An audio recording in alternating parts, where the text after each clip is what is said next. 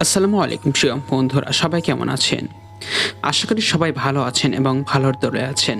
আজকে যে ঘটনাটা আপনাদের কাছে শেয়ার করব, সেটা আমার চাচির কাছে শোনা।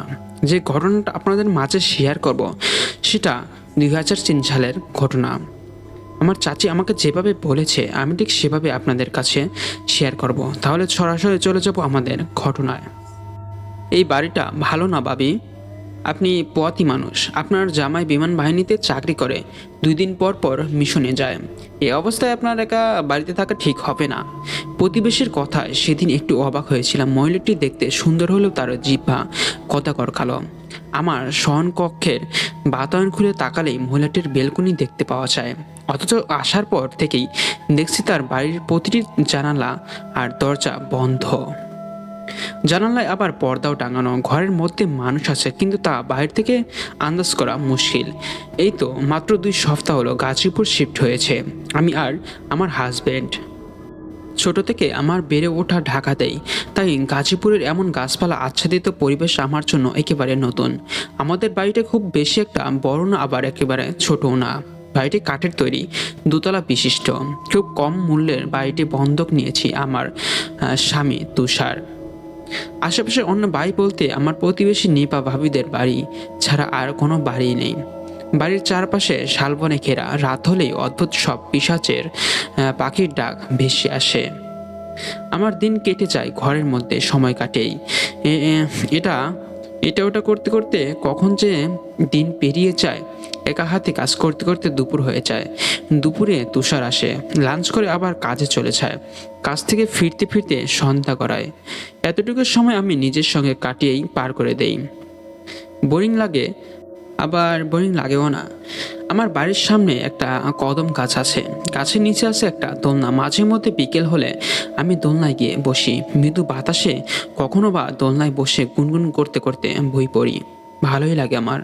নিপা ভাবি মাঝে মধ্যে তখন আমার কাছে আসেন। এই বাড়িয়ে এই জায়গা নিয়ে নানা অপ্রকৃতস্থ গল্প বলেন, ভূতের গল্প। আমার বেশ ভালো লাগে। তবে আমি ভূতে বিশ্বাস নয়, কিন্তু জিন যে আছে সেটা আমি মানি বা বিশ্বাস করি।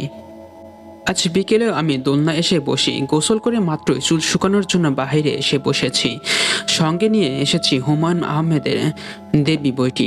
কতবার পড়েছি বই, তাও একটু অভক্তি জাগে না আমার। ভাবি, আপনার কয় মাস চলে? হঠাৎই অপদস্থ কণ্ঠস্বর আমি ভরকে উঠি। পেছনে ফিরতেই দেখি নিপা ভাবি। আরে আপনি? আমি তো ভয় পেয়ে গেছিলাম। আর আপনি আমাকে নাম ধরেই চাইলে ডাকতে পারেন। জুলফা আমার নাম। নিপা ভাবি কদম গাছের সঙ্গে হেলান দিয়ে বলল, আপাতত ভাবি বলে না হয় ডাকি। আচ্ছা, উত্তর দিলেন না যে? কয় মাস চলে আপনার? আমি বইয়ের পাতায় চোখ বুলিয়ে জবাব দিলাম, 3 মাস। 3 মাস চলে আমার। ভাবি, আপনার বাড়িতে কে কে আছে? মানে, অনেকদিন তো হলো এখানে এসেছি, আপনাকে ছাড়া আর কাউকে দেখলাম না। আপনার বাচ্চারা কোথায়? আমার কোনো বাচ্চা নেই, তবে একটা বাচ্চার অনেক শখ আমার। আর কিছু বলার আগেই তুষারের গলা কনন্ড হয়ে এসে ঠেকল। বইয়ের পাতা থেকে চোখ সরিয়ে সামনে তাকাতেই দেখতে পেলাম তুষার দাঁড়িয়ে। কদম গাছের দিকে তাকাতে দেখি নিপা ভাবি কোথাও নেই। ওমা, মহিলাটি গেল কোথায়? একটু আগেই তো এখানে ছিল। এমন দুপুরবেলা তুমি এখানে কি করছো? জানো না, এমন সময় অনেক কিছু বেঁচে চলতে হয়। চলো ঘরে চলো। আমি প্রশ্নের উত্তর না দিয়ে তুষারের সঙ্গে চলে আসি। তবে মনের মধ্যে একটাই প্রশ্ন বারবার স্লোগান তুলছে, নিপা ভাবি কোথায় গেল? ঘটনার সূত্রপাত সেদিন থেকেই। মাঝরাতে হঠাৎ পেটে প্রচণ্ড ব্যথা অনুভব হতেই ঘুমটা ভেঙে যায় আমার। ভেবেছিলাম তুষারকে জাগিয়ে তুলব, কিন্তু এই সামান্য কারণের জন্য তাকে জাগিয়ে তোলার ইচ্ছে হলো না আমার। সারাদিন কত খাটুনি করে লোকটা। ঘড়ির কাঁটায় তখন বোধহয় 2টা 35। আমি বিছানা ছেড়ে সিঁড়ি বেয়ে নিচে নেমে চলে আসি, রান্নাঘরে যাই। ফ্রিজ থেকে ঠান্ডা পানি বের করে পান করি। হঠাৎ মনে হলো ড্রয়িং রুমে কেউ একজন বসে আছে। এক নাগারে কিছু একটা বিড়বিড় করছে। বিস্ময়ে আমার ভ্রু কুঁচকে এলো। মাত্রই তো ড্রয়িং রুমের সামনে দিয়ে এলাম, তখন তো কাউকে দেখতে পেলাম না। সাহস করে ড্রয়িং রুমের দিকে এগুতে লাগলাম। যত এগুচ্ছি ততই শব্দ বেরিয়ে যাচ্ছে। সঙ্গে সঙ্গে সোফায় বসে থাকা ব্যক্তির ছায়াটাও ডিম লাইটের আলোয় বড় হচ্ছে। কাছে যেতে দেখি একটা কালো কুচকুচে বিড়াল আমার দিকে অদ্ভুতভাবে তাকিয়ে মিয়াও করছে। বিড়বিড় শব্দটা এখন আর নেই, বোধহয় মনের ভ্রম ছিল। এদিকে একটা বিড়াল, কিন্তু এটা ঘরে কি করে ঢুকলো আর কি। হঠাৎ চোখ যায় জানালার দিকে, দেখতে পাই জানালা খোলা। তার মানে জানালাটা আজকে আর লাগানো হয়নি, কিন্তু স্পষ্ট মনে আছে বিকেলে আমি রোজকার মতো সব জানালা বন্ধ করে দিয়েছিলাম। বিড়ালটিকে তাড়াতে আর হয় না, সে নিজেই জানালা দিয়ে বেরিয়ে যায়। হঠাৎ আমার চোখ যায় জানালার বহির্ভূত দৃশ্যর দিকে। কিছু একটা দেখা যাচ্ছে, অথচ কিছু দেখা যাচ্ছে তো আমি ঠিক করে আন্দাজ করতে পারছি না। অকস্মাৎ আমার পিছন থেকে একটা অদ্ভুত ভারী গলা ভেসে আসে, তোর বাচ্চা আমায় দিবি। আমার মাথাটা হঠাৎ ব্যথায় ছটফট করে উঠে। পিছন ফিরে তাকানোর আগে মাটিতে লুটিয়ে পড়ি। পরে কি হয়েছিল মনে নেই আমার। সকালে যখন ঘুম ভেঙে যায় তখন দেখি তুষার আমার পাশেই বসে আছে। স্বামীকে রাতের কথা জিজ্ঞেস করতেই বলল, আমি তো ওয়াশরুমের জন্য উঠেছিলাম, হঠাৎ দেখলাম তুমি পাশে নেই। তোমাকে খুঁজতে খুঁজতে যখন নিচে নেমে আসি তখন দেখতে পাই তুমি ড্রয়িং রুমের মেঝেতে পড়ে আছো। তারপর আর কি, তোমাকে কোলে করে তুলে এনে রুমে শোয়ালাম আর কি। কি হয়েছিল বলো তো? কিছুই মনে পড়ছিল না, তাই উত্তর দিতে চেয়েও তুষারকে কিছু বলতে পারলাম না। তবে কানে এখনো একটা কথাই বাজছে, তোর বাচ্চাটা আমায় দিবি। আজ এই বাড়িতে আমার একমাত্র পূর্ণ হলো। এই এক মাসে আমার সঙ্গে তেমন কিছুই ঘটেনি, সব স্বাভাবিক ছিল। কাল সকালে তুষার খাগড়াছড়ি যাবে, 3 দিনের জন্য একটা মিশন আছে। একদিন সে অনেক জায়গায় একটা মেয়ে মানুষ খুঁজেছে 24 ঘন্টা আমার তদারকি করার জন্য, আমার সঙ্গে থাকার জন্য। কিন্তু এটা তো আর ঢাকা শহর না যে মানুষ চাইলাম আর মেয়ে পেয়ে গেলাম আর কি। তুষার আমাকে একা রেখে কিছুতেই যেতে চাইছিল না, কিন্তু কি আর করার, সরকারি চাকরি বলে কথা। বিকেলে বাইরে থেকে কাপড় আনতে গিয়ে দেখি কোথা থেকে যেন নিবা ভাবি ব্যাগপত্র নিয়ে বাড়ি ঢুকছে। সঙ্গে ছোট একটা মেয়ে, একজন পুরুষ আর 2জন বৃদ্ধ ছিল। আমি ভাবি বলে হাঁক ছাড়তেই সে আমার দিকে ভ্রু কুচকে তাকালো। ভাবি, কোথা থেকে আসছেন? এত সব নিয়ে কোথায় গিয়েছিলেন? যাক, 1 মাস পর আপনার পরিবারের সদস্যদের দেখা মিলল। বাচ্চাগুলো তো বিকেলে বাইরেও আসে না। নিপা ভাবির কপালে ভাঁজ পড়ল এবার।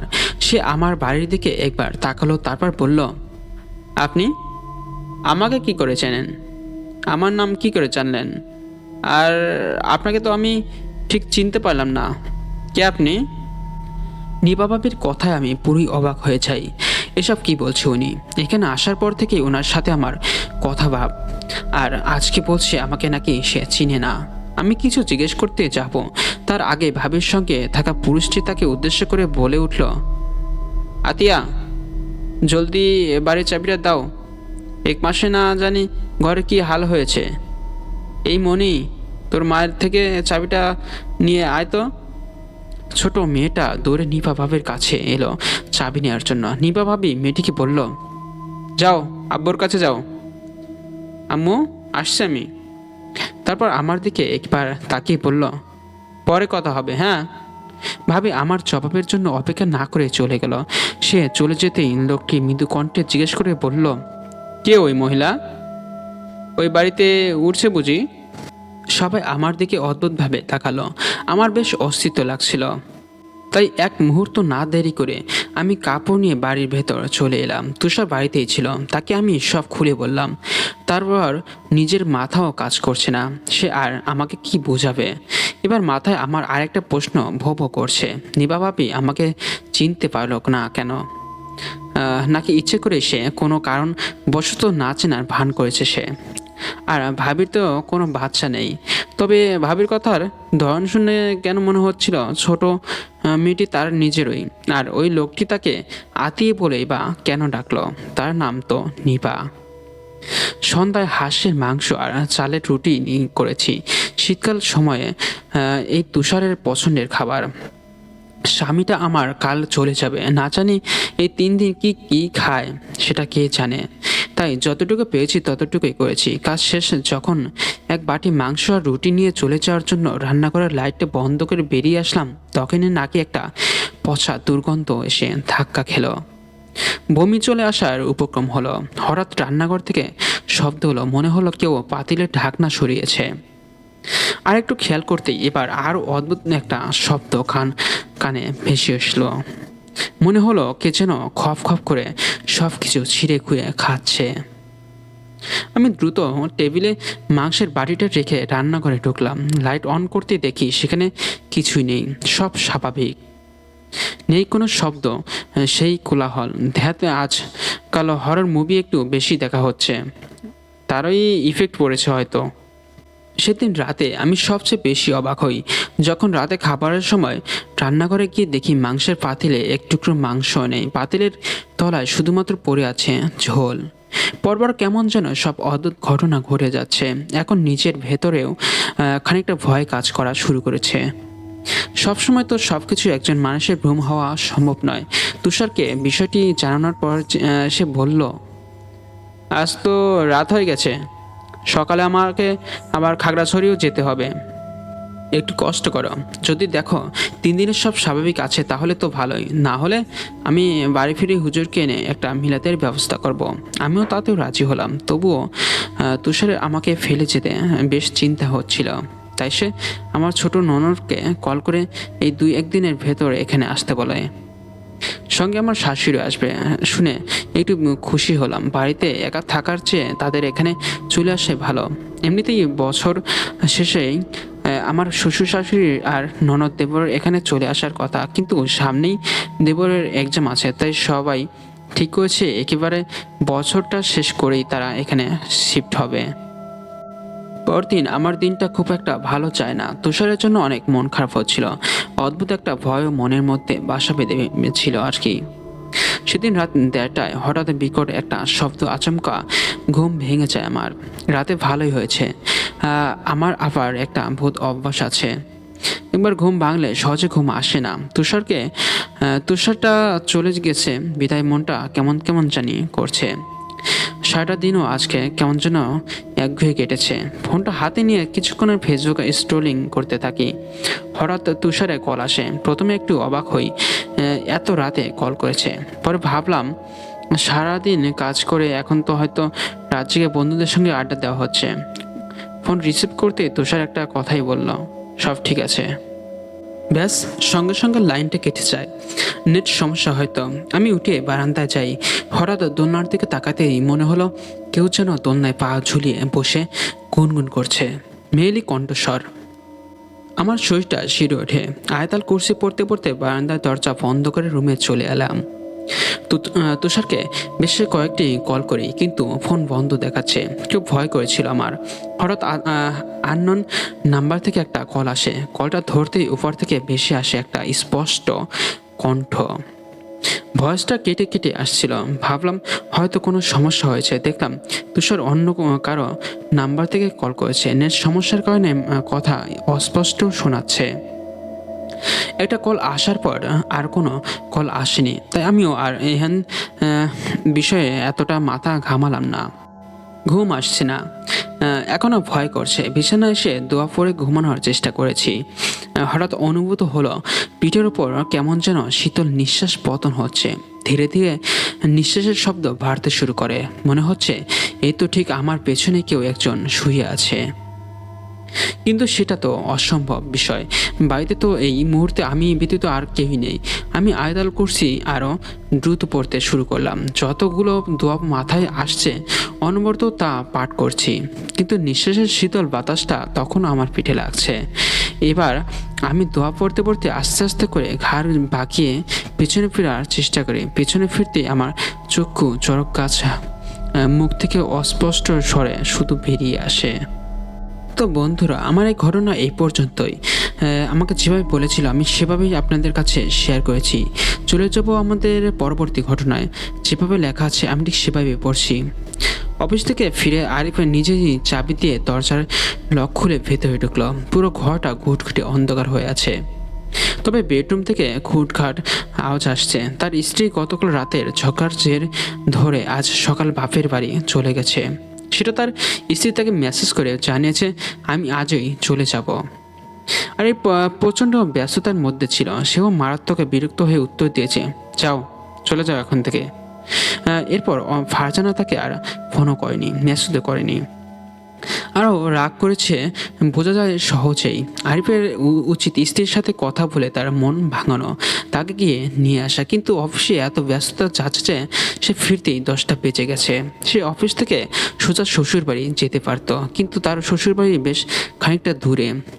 সারাদিনের এত ক্লান্তির পর যেতে ইচ্ছে করলো না। ফারজানাকে ফোন করা যেত, কিন্তু ফারজানা একবার ফোন ধরলে সহজে ছাড়ে না। আর এই ঝগড়ার মিটমাট করতে দীর্ঘক্ষণ সময় লেগে যাবে আরিফ জানে। এর আগেও 2বার ফারজানা এভাবে রাগ করে চলে গিয়েছে। ফারজানার মেয়েটা বেশ বড্ড ভালো, কিন্তু খুব অভিমানী। আরে ভেবেছিল আগামীকাল বৃহস্পতিবার অফিস ফেরত ফারজানার বাসায় গিয়ে তার মান ভাঙিয়ে নিয়ে আসবে, কিন্তু দরজা খুলতেই সেই বেডরুমের ঘুটঘাটার শব্দে আরিফে অস্বস্তিতে পড়ল। ফারজানা বাসায় না থাকলে কে এভাবে শব্দ করছে? আরিফের গা ছমছম করে ওঠে। এই বাসায় ওঠার আগে কয়েকটা আজব ভৌতিক কথা সে কানে আসেনি তা নয়, কিন্তু তারা কেউই পাত্তা দেয়নি। আর 3 মাস ধরে তারা এই বাসায় আছে, কখনো উল্টোপাল্টা কোনো ঘটনাও ঘটেনি।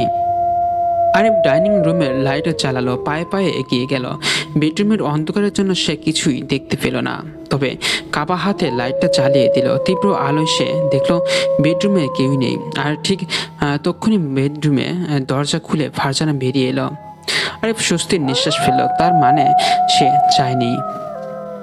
আরিফ জিজ্ঞেস করে, অন্ধকার করে বসে আছো কেন?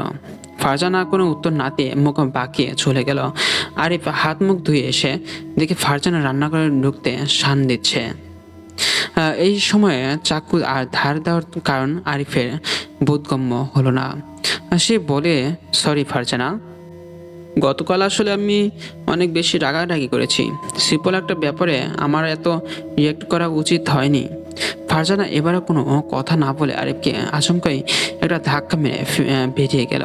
আরিফের দেয়াল ধরে কোনো মতে ঢাল সামলায়। আরিফের এবার প্রচণ্ড রাগ উঠল। সে কখন থেকে ক্ষমা চাইছে, আর মেয়েটা যা ইচ্ছে তাই করে যাচ্ছে। আরিফ রেগে মেগে টিভির সামনে গিয়ে বসে। রাতে খেতে খেতে সিনেমা দেখা আরিফের পুরনো অভ্যাস। ফারজানার রাতের খাবার বাড়তে বাড়তে সে ইউটিউবে একটা সিনেমা খুঁজতে থাকে। আজ সে কোনো রোমান্টিক বা ফ্যান মুভি নেই, তাই রোমান্টিক বা কমেডি কোনো মুভি ছাড়লো না। বিরহের সিনেমাও সে দেখতে চায় না। তার দুঃখের বিষয় ভালো লাগে না। এমনিতেই জীবনে ঝামেলার শেষ নেই। হঠাৎ ওই সাজেশনে একটা ইংলিশ হরর মুভি দেখতে পেল। মুভির নাম 130। এই নামের কোনো মুভির কথা সে শুনেছে বলে মনে পড়ছে না। সিনেমাটার থাম্বনেইলে কিছুই নেই, পুরো কালো স্ক্রিন, তাই বোঝা যাচ্ছে না কিছুই। ইন্টারনেটে সিনেমাটা নিয়ে সার্চ করে সে আরও অবাক হলো। এই নামে কোনো হরর মুভি নেই, কি আজব! এটা কি করে সম্ভব? ব্যাপারটা সে ফারজানাকে বলতে চাইল, কিন্তু কিছুক্ষণ আগে ঘটে যাওয়া ঘটনাটা মনে হয়ে তার মুখ আবার শক্ত হয়ে যায়। কিছুটা কৌতূহল বসে সে সিনেমাটা ছাড়ার আগে ড্রয়িংয়ের লাইটটা নিভিয়ে দিল। ফারজানা ড্রয়িং, রান্নাঘর, এমনকি শোবার ঘরের লাইটও নিভিয়ে রেখেছে। আশ্চর্য, একটু আগেই তো লাইটগুলো চলছিল, বন্ধ করে দিল কেন?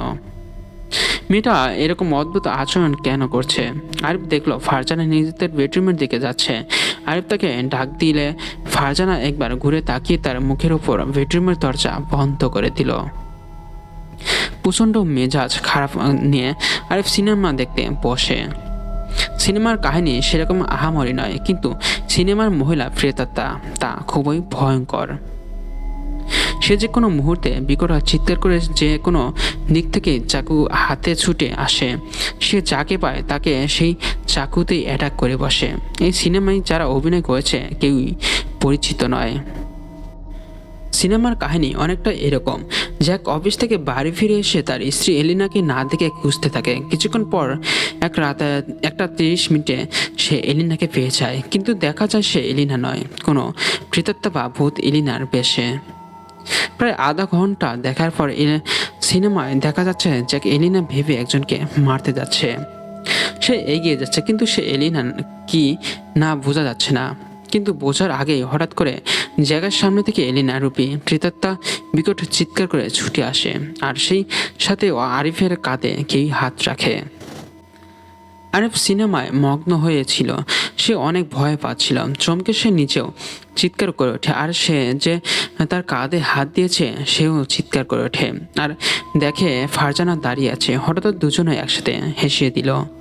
ফারজানা বলল, ভাত দিয়েছি, খেতে এসো। আরিফ টিভি বন্ধ করে উঠে দাঁড়ায়। সে একটু অবাক হলো, এই অন্ধকারের মধ্যে ফারজানা খাবার দিয়েছে। রাতে শুতে শুতে 12টা বেজে গেল, তারা ঘুমিয়ে গেছে। এরকম সময় আরিফের ফোনটা বেঁচে ওঠে।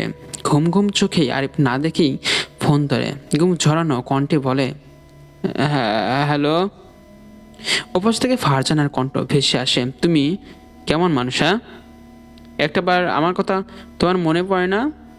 তুমি ঘুমিয়ে গেছো মনে হচ্ছে। আরিফ রীতিমতো চমকে ওঠে, তার ঘুম পুরোপুরি ছুটে গেল। ফারজানা ফোনে কথা বলে তার পাশে কে ঘুমাচ্ছে। পাশে ফিরে আরিফ দেখে কেউই নেই। ফারজানা আবার বলে, কথা বলছো না কেন? আরিফ কোনোভাবে জিজ্ঞেস করে, কই তুমি? কই মানে? আমি বাবার বাসায়। তুমি এরকম কেন গো? আমায় ভুলে গেলে? ভয়ে আরিফের হাত পা ঠান্ডা হয়ে গেল। তাহলে এতক্ষণ তার সাথে কে ছিল? আরিফ একবার মোবাইলে চেক করলো, সত্যি ফারজানা কোনো ফোন করেছে। সে সময় দেখলো রাত 1:30। সময়টা দেখে আরিফ আটকে ওঠে। আজকের সিনেমার নামটা তো 1:30 ছিল। ঠিক তখনই বেডরুমের দরজা খুলে গেল। আরিফ বিস্ময়িত চোখে দেখতে পেল ফারজানার অবয়বের কেউ বিকট চিৎকার করে তার দিকে ছুটে আসছে। কিন্তু ফোনের ওপাশ থেকে ফারজানা সমানে, হ্যালো আরিফ। আরিফ আছো? কথা কেন বলছো না? কি হয়েছে? আরিফ, হ্যালো হ্যালো করেই যাচ্ছে। আরিফ চোখ বন্ধ করার একদম শেষ মুহূর্তে চকচকের রূপালি চাকুটি ঠিক দেখতে পেল। তারপর কোনো রকম আরিফ তার হাত থেকে বেঁচে যায়, কিন্তু তাকে মারার চেষ্টা করে। সে তার নিজের শৈলী এবং নিজের অস্তিত্বকে রক্ষা করে। তারপর তার স্ত্রী অজ্ঞান হয়ে পড়ে যায়। তারপরের দিন সকালে তাকে হসপিটালে নিয়ে যাওয়া হয়, কিন্তু তার পরের দিন সকালে তাকে সব কিছু জিজ্ঞেস করা যায়, কি হয়েছিল তোমার সাথে? কিন্তু তার স্ত্রী কোনো জবাব দিতে পারলো না। কি হয়েছে কি না হয়েছে কিছু জানে না, তার হুঁশ ছিল না। সে বলছে যে আমি এখানে কেন? তার মানে সে বুঝে গেছে আরিফ যে আসলে তার সাথে অন্য কিছু ছিল। সে নিজে ইচ্ছে মতো কোনো কিছু করেনি। তো বন্ধুরা, আমার এই ঘটনাটা কেমন লেগেছে তা অবশ্যই আমার কমেন্ট বক্সে জানাবেন, কারণ আপনার প্রতিটি কমেন্ট আমাকে নতুন নতুন ভয়ঙ্কর ঘটনা বলতে উৎসাহিত করবে।